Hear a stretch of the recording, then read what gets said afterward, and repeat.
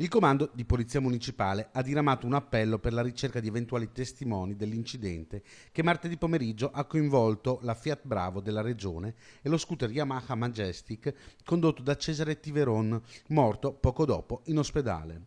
L'auto blu, con a bordo il segretario generale della sanità della regione Veneto, Domenico Mantoan, uscendo dallo IOV stava infatti svoltando a sinistra, manovra vietata. C'è l'obbligo di svoltare a destra. All'autista è stata ritirata la patente di guida e rischia la sospensione del documento fino a 5 anni.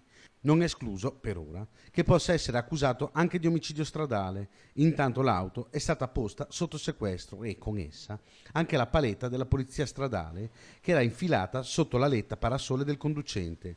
In base a un decreto del 1992, le regioni che abbiano in gestione strade, come è il caso del Veneto, possono avere personale a cui è riconosciuto il titolo di agenti di polizia stradale, titolo che vanta appunto l'autista coinvolto nell'incidente.